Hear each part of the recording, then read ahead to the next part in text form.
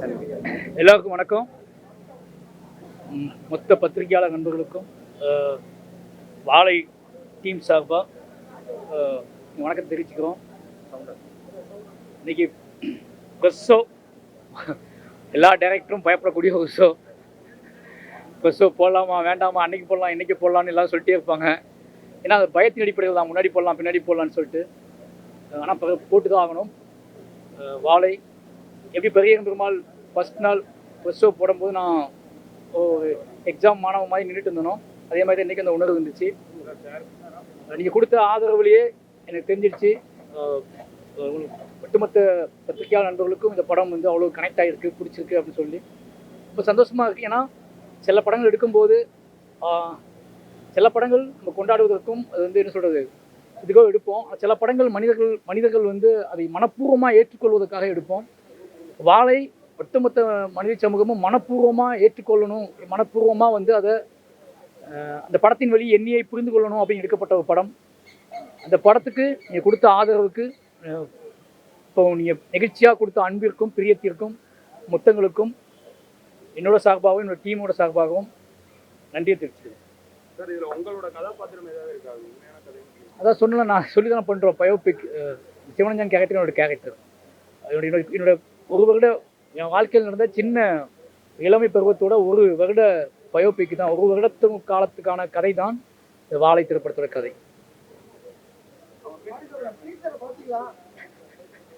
அதாவது இன்னும் யாரும் படம் பார்க்கல, நம்ம மட்டும் தான் பார்த்துருக்கோம். அதாவது தயவு செஞ்சு நான் சொல்கிறேன், எனக்கு கொஞ்சம் ஹெல்ப் பண்ணுங்கள்.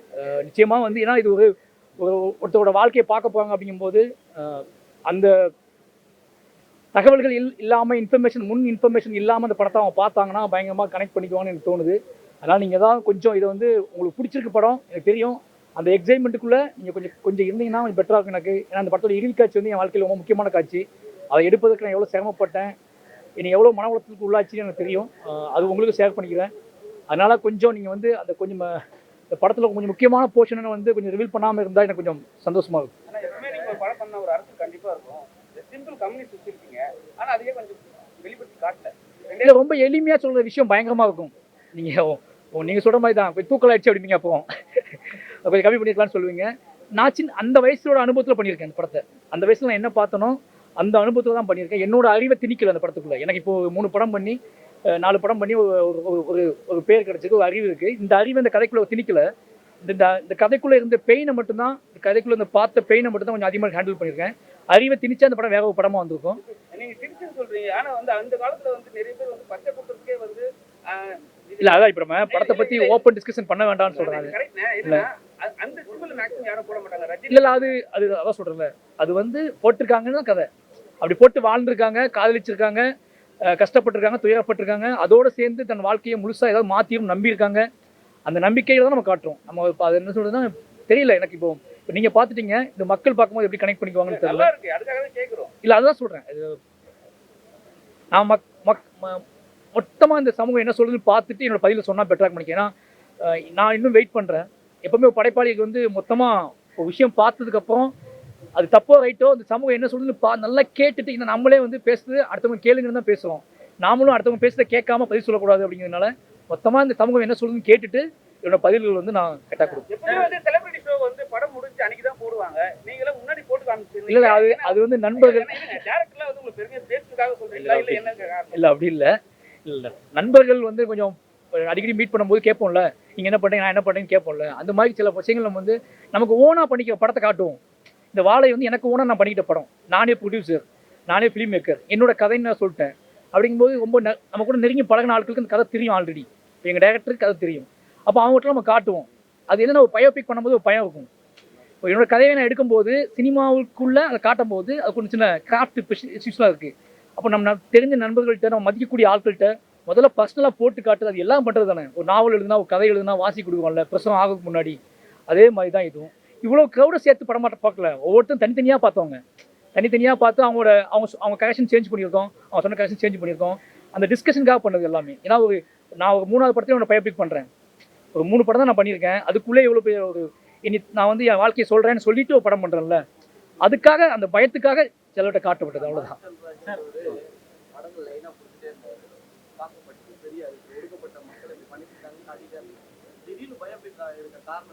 இல்லை பயம் இல்லை ஓகே ஓகே அப்படி கூட இருக்கலாம். என்னன்னா என்னை பற்றி தெரிஞ்சுக்கிறதுக்காக உங்களுக்கு என்னை பற்றி குழப்பமா இருந்துச்சுல்ல, நிறைய வேறு கேள்விகள் இருந்துச்சுல்ல, பெரிய ஏன் இந்த மாதிரி படம் எடுக்கலாம், இவனுக்கு என்ன பிரச்சனை, வேறு கதையே விட்டு இல்லையா, ஏன் திருப்பி திருப்பி ஒரு பெயினையே துயரத்தையே பாடுபொருளாக வச்சிருக்காரு, மாரி செல்வராஜ் ஏன் எப்பவும் துயரத்தை தான் பாடுபொருளாக வச்சிருப்பாங்க அப்படின்னா என்னோட வேறு என்னவா இருக்குன்னு இதுதான் ஃபஸ்ட் ஸ்கிரிப்டாக பண்ணணும்னு ஆசைப்பட்டேன். பட் அன்றைக்கி வசதி வாய்ப்புகள் எனக்கு கிடைக்கல. ஒரு சின்ன பையனை வச்சு ஒரு படம் பண்ணோம் அப்படின்னா ஃபஸ்ட் படமாக வந்து அதுக்கான ப்ரொடியூசர்ஸ் கன்வின்ஸாக கிடைக்கணும்ல. அப்போ வாழை வந்து நான் யாரும் நிரூபிச்சதுக்கப்புறம் எனக்கு கிராஃப்ட் தெரியும், சினிமா தெரியும்னு பழக்கப்பட்டதுக்கப்புறம் நான் பண்ண கன்வின்சிங்காக இருக்கும். எனக்கும் பயப்படாமல் பண்ணலான்னு சொல்லிட்டு இதை வச்சுக்கிட்டு தான் மற்ற கதையும் பண்ணுவேன். இந்த கதையை நான் உள்ளுக்குள்ளே வச்சுக்கிட்டு தான் மற்ற எல்லா திரைக்கதையும் எழுதி ஆரம்பிச்சு அதை ரிலீஸ் பண்ணோம். பட் இந்த கேப்பில் எனக்கு ஒரு செட்டப் கிடச்சிச்சு, நம்பி பண்ணலான்னு கிடச்சிச்சு. ஹாட் ஸ்டார் வந்து இந்த கதையை கேட்டவங்க முன்னாடியே சொன்ன கதை அது, அதை நீங்கள் பண்ணிடலாமான்னு கேட்டாங்க. அதுக்காக பண்ணப்பட்டது தான் வாழை.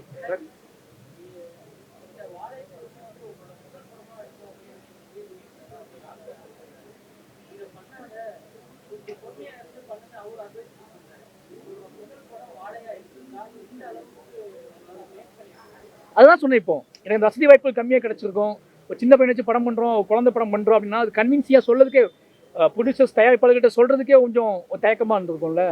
அப்போ நம்ம இப்படி நானே ஒரு ஃபிலிம் மேக்கர் நானே ப்ரொடியூஸ் பண்ணுற இடத்துக்கு வரும்போது எனக்கு கம்ஃபர்ட் இருக்குது. யாரையும் பயங்காட்ட வேண்டாம், இன்னொரு தயாரிப்பாளர் பயங்காட்டி படம் எடுக்க வேண்டாம். அப்படிங்கும்போது கன்வின்ஸிங்காக எடுக்கும். என்னோட கன்வின்ஸ்க்காக தான், என்னோட வசதிக்காக தான் வெயிட் பண்ணேன். இந்த கதையை சொல்லும் போது நான் ரொம்ப ஃப்ரீயாக இருந்தேன். இந்த 10 நாள் கிளைமாக்ஸ் போர்ஷன் ஷூட் பண்ணும்போது நான் வந்து ரொம்ப ஒரு மாதிரி அன்கண்ட்ரோலாக இருந்தேன். அது இன்னொரு ப்ரொடியூசர்னா பயம் வந்திருக்கும். நான் எடுத்தேன், அப்படியே அமைதியாக இருந்தேன், இப்படி படுத்தேன், ஹாஸ்பிட்டலுக்கு போனேன், அது ஒரு மாதிரி குழப்பத்திலே நான் இருந்தேன். அப்போ நான் என்ன மேக் பண்ணுறேனே அவங்களுக்கு தெரியாது. அப்போ நான் அசினேட்டராக இருக்கேன், நான் டைரக்டராக இருக்கிறனால என் கூட இருந்தவங்களுக்குலாம் அவர் எப்போ எடுக்கிறா அப்போ எடுக்கட்டுன்னு விட்டாங்க. அந்த மாதிரி என்னோட வசதிக்காக தான் அது. அதே மாதிரி நடிகர் சிவகார்த்திகேயன் படம் பார்த்துட்டு ஃபர்ஸ்ட் பரியேறும் பெருமாள் எனக்கு பிடிச்ச படம், அதுக்கப்புறம் வந்து பாத்தீங்கன்னா இந்த படம் தான் வாழை படம் தான் பேரட் படம் அப்படின்னு சொல்லியிருந்தாரு. ஆனா பாரஞ்சித் மேடையில பேசும்போது என்ன சொல்லியிருந்தாருன்னா ஃபர்ஸ்ட் படம் பரியேறும் பெருமாள் பிடிச்சிருக்கும், கடைசி படம் வந்து இது பிடிக்கும், ஏன்னா நடுவுல மாமன்னனும் கர்ணனும் வந்து திருப்பி அடிக்கிறான் அதனால பிடிக்கல அப்படின்றாரு. யாரை குறிப்பிட்டு சொன்னாரு தெரியல. அது அதான் சொல்றேன்ல, கன்வின்சிங் தான். அவங்கவுங்க ஒரு தாட். இதையும் நான் தானே எடுக்கிறேன், இந்த மேக்கர் ஃபிலிம் தானே. பரியேறும் நான் தான் எடுத்தேன், வாழை நான் தான் எடுத்திருக்கேன், அதேமாதிரி கர்ணன் மாமன் நான் தான் எடுத்திருக்கேன். பட் ஒரு மனுஷன் ஒருத்த வந்து தன்னோட பாடுபொருளில் பேசிகிட்டே இருக்கும்போது அதில் வேறு இடத்துல வேறு மாதிரி அந்த எமோஷனல் வெளிப்படும். அப்போ மற்றவங்களுக்கு கொடுக்குற ப்ரியாரிட்டி எங்களுக்கு கொடுங்கன்னு கேட்குறாரு. இல்லை அப்படி இல்லை. நம்ம ஊரில் நிறைய ஆக்ஷன் படம் வருது, நிறைய வன்முறை படங்கள் வருது. அதை நீங்கள் சினிமா எக்ஸ்பீரியன்ஸாக பார்க்கும்போது ஒரு நெஜ லைஃப்லேருந்து சொல்லும் போது அதுக்கும் சினிமா எக்ஸ்பீரியன்ஸ் கொடுங்கன்னு தான் கேட்குறோம், ப்ரியாரிட்டி கொடுங்க. இப்போ நான் ஒரு வன்முறை காட்டினோம்னா அது பயங்கர வேல்யூவாக இருக்குது, அது பயங்கர விமர்சனத்துக்கு உள்ளாக்கப்படுது. நானே ரொம்ப கம்மியாக தான் காட்டுவோம், அதிகமாக காட்டுவோம். ஆனால் மற்ற சினிமாக்களில் பயங்கரமான வன்முறை வருது, அது எக்ஸ்பீரியன்ஸாக பார்க்கப்படுது. தியேட்டருக்கு அனல் பறக்குது, பயங்கரமாக இருக்குன்னு சொல்லப்படுது இல்லை. அதில் வர சின்ன தயக்கம் தான், ஒரு சின்ன ஆசை தான். நம்ம இதோட லைட்டாக தானே பண்ணுறோம், ரொம்ப கன்வின்சிங்காக தானே பண்ணுறோம். அப்போ ஏன் நம்மளோட வன்முறை, நம்மளோட ரியாக்ஷனுக்கு, நம்மளோட எதிர்வினைக்கு ஏன் இவ்வளோ பெரிய வன்முறை முகம் பூசப்படுது அப்படிங்கிற தயக்கத்தில் தான், அப்படிங்கிற ஒரு சின்ன ஆதங்கத்தில் தான். ஏன்னா நல்லா தெரியும், ஒரு வருஷத்துக்கு ஒரு 25 படமாவது பெரிய வன்முறை களத்தை கொண்ட படங்கள் வந்துட்டு இருக்கு, ஓகேங்களா. அப்போ இந்த உண்மை கதைகளை, இந்த எளிய மனிதர்களோட கதையை பேசும்போது அவங்களுக்கு நெருக்கமான சில கோபத்தை நம்ம பதிவு பண்ணும்போது அந்த கோபம் மிகப்பெரிய சமூகத்துக்கு எதிரானது அப்படிங்கிற மாதிரி ஒரு உயர்வு வரும்போது கிரியேட்டராக சுதந்திரமாக செயல்பட முடியல. நான் இப்போ வாழை பண்ணிட்டேன், இப்போ நெக்ஸ்ட் கதை பண்ணும்போது எனக்கு இது மாதிரி நம்மளை சொல்லிடுவாங்க பயத்திலேயே படம் வந்துருக்குல்ல, அந்த வைப்படுறது.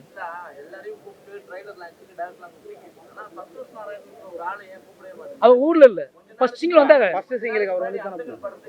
இல்லை ஃபர்ஸ்ட் சிங்கிள் வந்து ரிலீஸ் பண்ணிட்டு வந்தாங்க. என்னோட எல்லா லிரிக்கல் வீடியோலும் சந்தோஷ் நாராயண் பண்ணி கொடுத்துருப்பாங்க எல்லாமே.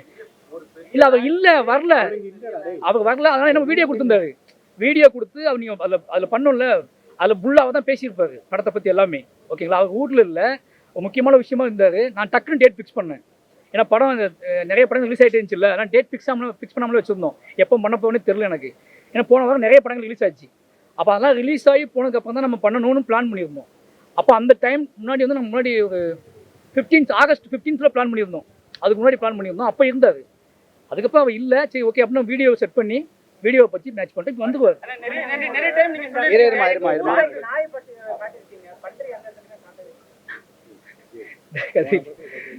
அதாவது எல்லாத்தையும் நான் காட்டினா என்ன பண்ணுறது அப்படி பார்த்தா இந்த கதைக்கு என்ன தேவையோ அதை பண்ணியிருக்குது.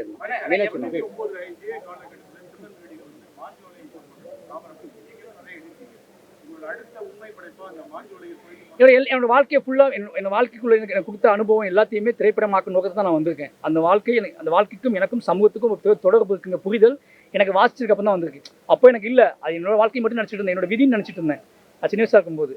இப்போ நான் கிளம்பி வந்து சினிமா கற்றுக்கிட்டதுக்கப்புறம் லிட்ரேச்சர் கற்றுக்கிட்டதுக்கப்புறம் நம்ம வாழ்க்கைக்கும் இந்த சமூகத்துக்கும் ஒரு தொடர்பு இருக்குது, நிறைய கொஸ்டின் ஆன்சர் இருக்குன்னு புரிஞ்சுக்கிட்டு என்னோட கதைகளை நான் படம் பண்ணிட்டு வரேன். இல்லை அதான் சொல்கிறேன்ல, இல்லை கண்டிப்பாக பண்ணுவேன், பண்ணாமல் போக மாட்டேன், கண்டிப்பாக பண்ணுவேன்.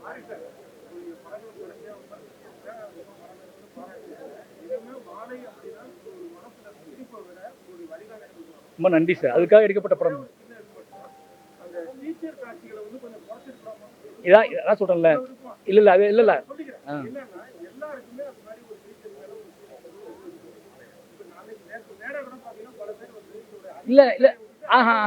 அது அப்படி இல்லை சார்.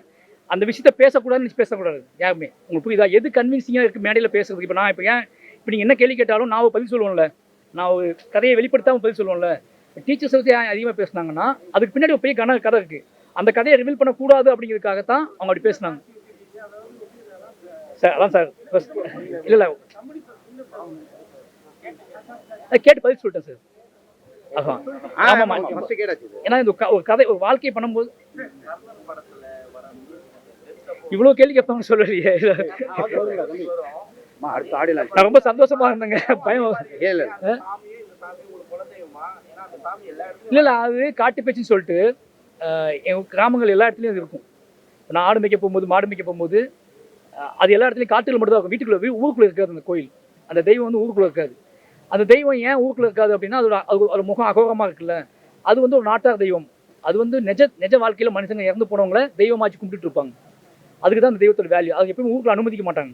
இப்போ எனக்கும் அந்த தெய்வத்துக்கும் நிறைய கனெக்ட் இருக்குது. நான் நிறைய இடத்துல பார்க்கும்போது அவங்க அந்த சிலையோட நிறைய இன்ட்ராக்ட் பண்ணியிருக்கேன் என் வாழ்க்கையில்.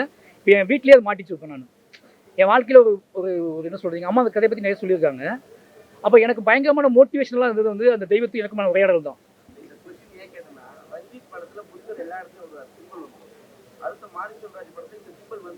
அதான் சொல்றேன், ஒரு கனெக்ட் தான் வந்து நம்ம சின்ன வயசுலேருந்து நம்மளுக்கு எது அதிகமாக கனவுல எது அந்த தெய்வம் அதிகமாக கனவு வந்திருக்கு.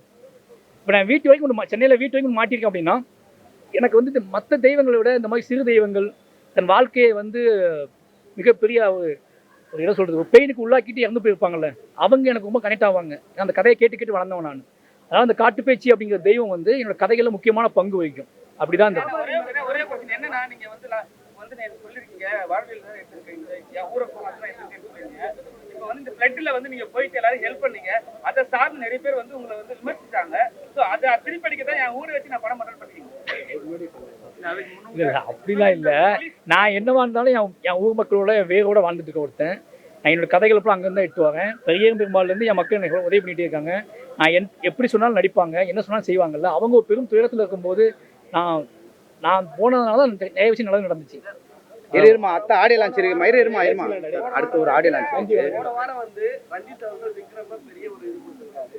அவங்க பையன் ஸ்டார்ட் பண்ணி எந்த அளவுக்கு போயிட்டு இருக்கு, அவங்க 70% படம் முடிஞ்சிருச்சுங்க. இந்த வாழையை ரிலீஸ் பண்ணதுக்காக கேப் விட்டுருந்தோம், ஏன்னா ரொம்ப நாள் ஆயிடுச்சுன்னு சொல்லிட்டு. இதுக்கப்புறம் ஒரு 20-25 டேஸ் ஷூட் இருக்கு, ஓகேங்களா. அது முடிச்சா நிச்சயமா அது ஒரு முக்கியமான படம். சொல்லுங்க.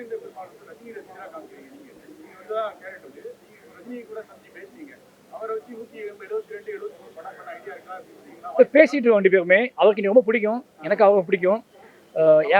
என்னோட படங்கள் எனக்கு அவர் கூட படம் பண்ணணும்னு ஒரு ஆசை இருக்குது, அவருக்கும் ஆசை இருக்குது.